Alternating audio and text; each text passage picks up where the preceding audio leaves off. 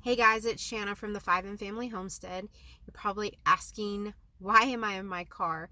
Sarah is somewhere where I don't have to pick her up for the next hour, and the boys are at home, and it's quiet in my car, and this is about the only time I was going to have silence enough to be able to do this video. So I thought I'm going to knock it out right now in my car. So today I just wanted to update you guys and let you know that back in December, actually Christmas Day, I got sick and later found out that I had the coronavirus. A little bit of a backstory. I have asthma and I never had problems with asthma as a kid. I actually didn't even know I had asthma until I was in my 20s. So it's called adult onset asthma. It's very controlled. The only time I have issues is during seasonal changes and mountain cedar when it's high. In Texas, that's quite often. Another thing is I do have a history of pneumonia. It was mainly when I was pregnant with Sarah. I had it 4 or 5 times when I was pregnant with Sarah, and then after I had Easton, there was like a 1 to 2 year period where I got it like 3 or 4 times a year. So that put a little bit of a strain on my lungs, but I had followed up with a pulmonologist and my lungs looked great. The only thing that they found was that I had like an air pocket in the bottom of my lungs. It was very small. There was no need to worry about it. It was just one of those things. I had to know that it was there. Other than that, 5 years ago, I was in the hospital for my asthma for a couple days.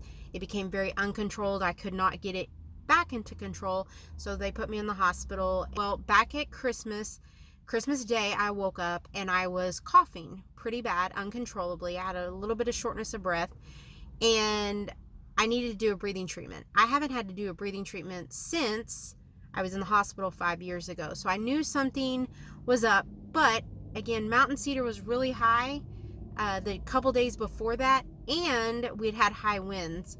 So I just attribute it to that. So, I did have a little bit of a stuffy nose. Again, thought it was allergies. It's really cliche when I look back because it does. I think a lot of people, a lot of stories you hear say it, you think it's allergies. And I agree. I do think it was. I thought it was. So anyways, I wasn't feeling real good. Went ahead. All the Christmas activities ended for the day. And I remember sleeping like 3 and 4 hours. I was so tired. And I had a little bit of the stuffy nose. And my asthma was still really bothering me. So this went on for about probably 10, 11 days. I know that was a long time, but, and I just wasn't getting any better. So I broke down and went ahead and went to the doctor, and she was convinced that I had COVID. There was no doubt about it, but I was 11 days past symptom onset. But she still wanted to test me, but I didn't want the swab up my nose. So she said, well, we have the option to do blood work. And I thought, well, okay, I'll do a needle stick. I don't want to have to do that thing shoved up my nose. And so we did the blood work, and she went ahead and treated me as if I did have corona. I keep going back and forth saying corona or COVID. I'll try to just call it COVID. Okay, so she assumed I had COVID and treated me that way. Started me on an antibiotic, started me on a steroid, and we just waited to see what the results came back. The next week, they both came back negative. Come to find out, there is no blood work that shows an active COVID infection. All it does is shows the antibodies. And the antibodies do not show up in your system for 2 weeks at the very, very earliest. And 30 days is kind of the sweet spot. And when I went and she did the blood work, I was only 11 days out. So it wasn't going to show antibodies at that point. And it wasn't going to show an active infection. So the blood work really was null and void. But nonetheless, I assumed I had it because in that time frame, I also lost my taste and smell. Sarah did too. She started having similar symptoms as well. We ate an onion, no issue. We didn't even taste it. If I drank anything carbonated, I could feel the carbonation, but couldn't actually taste the carbonation. And the smeller didn't work very well. It didn't work at all, actually. So anyways, my asthma was still really like teetering back and forth between controlled and uncontrolled. So I think it was about 2 weeks after, no, it was the next week after I had went to the doctor initially, I went back because my chest was hurting. It was painful. I was extremely short of breath. I remember doing the hawk video. I don't know if you guys have seen it on our channel when the hawks got our chickens. I had to re-record it because I went back and watched it and I couldn't even say 2 and 3 words and I was gasping for air. I didn't even realize how bad it was. So anyways, I went back to the doctor and I asked her, I said, I need to go get a chest x-ray. I need to do something because I know something is not right. And she did send me to the chest x-ray, and the chest x-ray actually showed that the bottom portions of both of my lungs had collapsed. We'll use collapsed, sounds scary, and we'll use it kind of loosely, but basically what it means is the valves at the bottom of my lungs were so bogged down with mucus that they just shut down, and that was what was restricting my breathing. Her suggestion was just take my inhaler every 4 hours and that should help. And I just didn't trust that because I know asthma and I know how to treat it, and nothing I was throwing at it was working.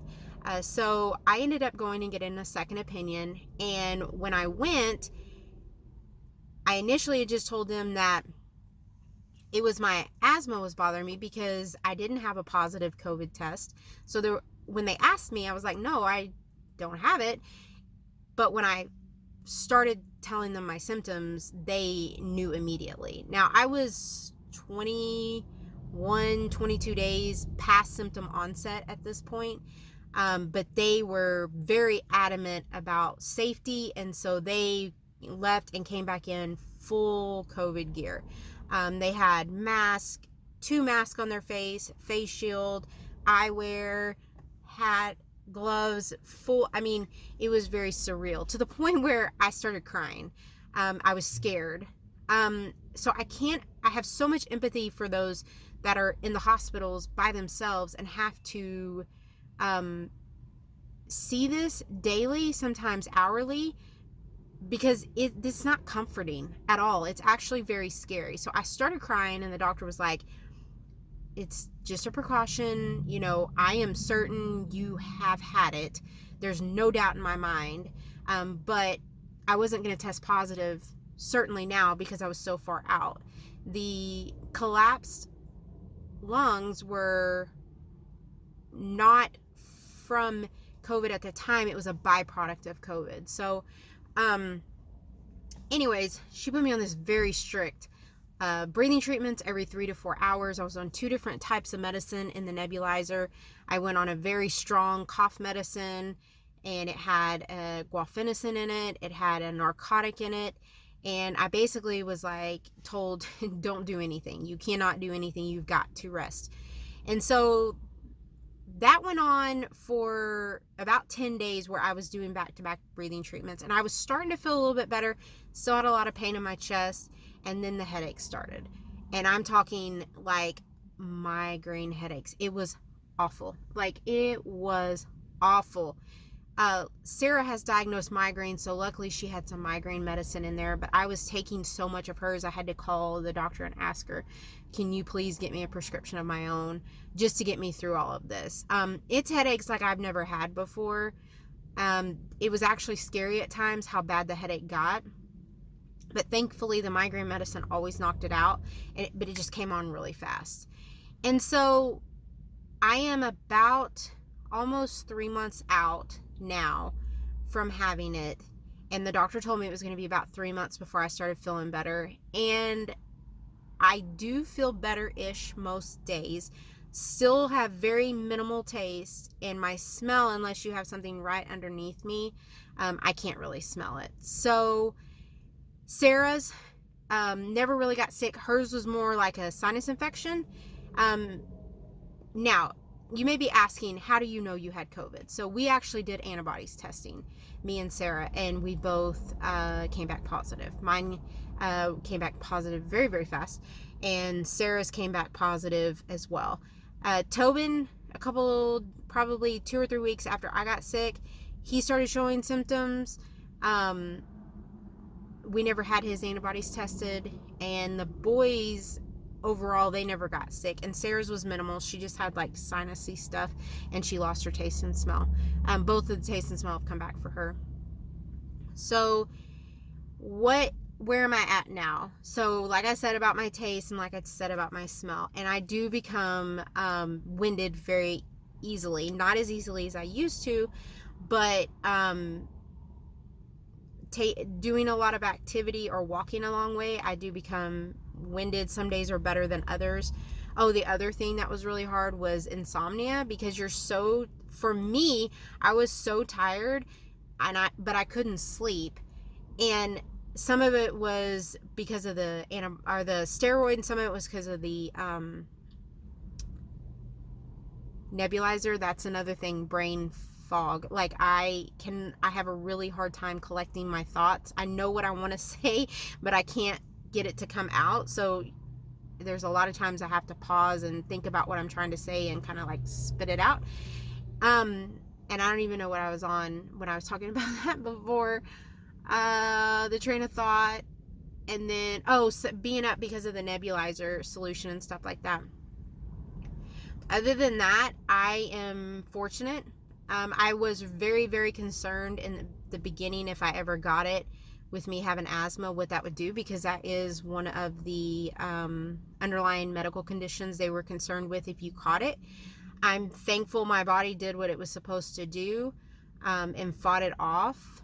It has taken me a little bit longer to get better, but I'm thankful that in all of it, I never ended up in the hospital. I was able to stay home. I even worked through taxidermy season, which I don't think helped, to be honest with you. But it was our busiest time of the year, and and I'm homeschooling all 3 of our kids, and us mothers, we just push through, and I probably pushed my body past the point that I should have, but I'm thankful that my body did what it was supposed to do, and we fought it off. So anyways, I just wanted to give you guys a quick update. That's another reason we kind of went missing for a little while, is because I was sick and I didn't have a lot of energy or time to put into making videos, and Tobin was working a lot, and he was taking care of me and trying to keep the kids, their stuff done. And so that was another reason. I just want to give you guys an update. Anyways, that's it. If you guys have any questions, let me know. I hope everybody's staying healthy. I hope everybody's enjoying spring weather. I know we are in Texas. It's like 73. Two weeks ago, we were in like 4 inches of snow and had no electricity. So if you're not from Texas, that's pretty typical down here. But anyways, thank you guys for watching, and we'll see you next time. Bye.